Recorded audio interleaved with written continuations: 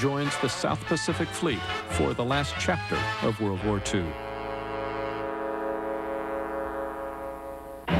How much I do recall the idea of joined the fleet out at sea, and from horizon to horizon I saw nothing but American ships. At the age of 22, Ted Blahnik is already a veteran of war.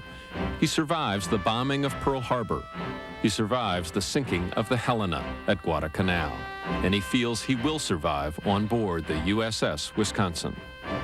Because, you know, here I'm on this big battleship. I got 18 inches of armor plate. I don't have to really worry about too many torpedoes sinking this thing. So it was more of a feeling of, I had a hell of a lot more security. The battleship is a very sturdy piece of equipment. There's just no way around it. It is a very strongly built, robust, solid, easily defended, high protection, very secure piece of equipment, very secure place to be.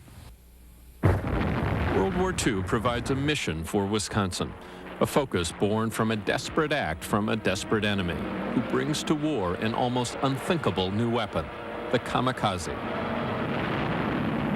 You know, the kamikaze, you might look at that as the cruise missile of the 1940s. It did have a person in it.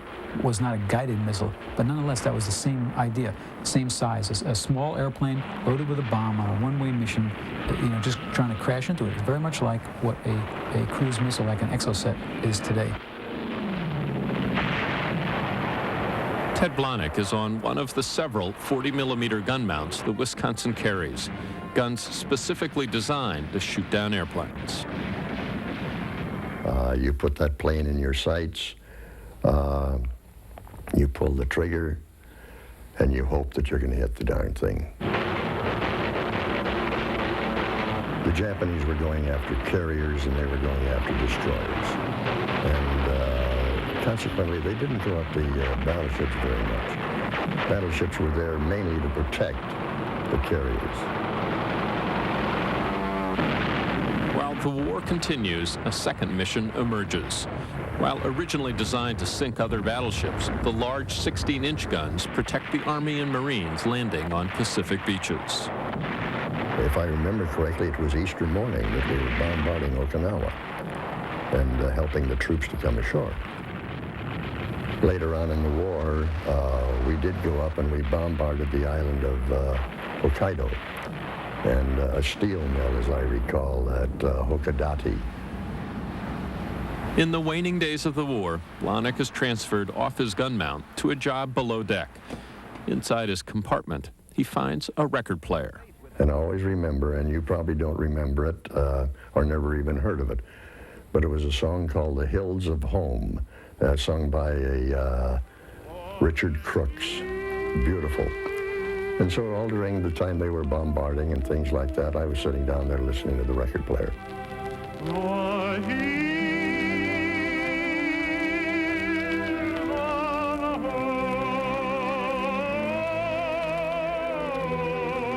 Let's face it, we were hopefully getting near the end of the war. And then it seemed strange that hear this record, The Hills of Home. And of course, what did I think of? The Hills of Home. Finally, the official announcement from President Harry Truman. I deem this reply a full acceptance of the Potsdam Declaration, which specifies the unconditional surrender of Japan. The country erupts in jubilation. The long ordeal is over. The news of peace is echoed around the world. Within a half hour, I went down to my compartment and I cried.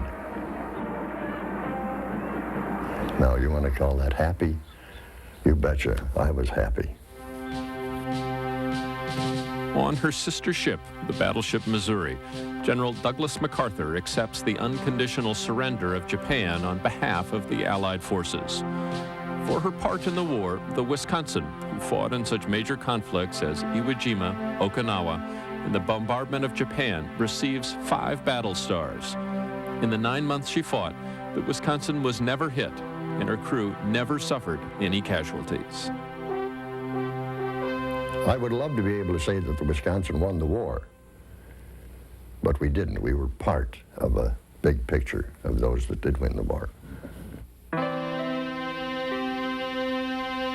After the war, Battleship Wisconsin is taken out of service, decommissioned in Navy lingo, and put into storage.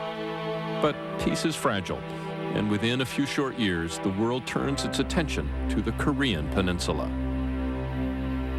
Along comes the Korean War in 1950, and the battleships are one by one taken out of mothballs and sent to participate in the Korean War.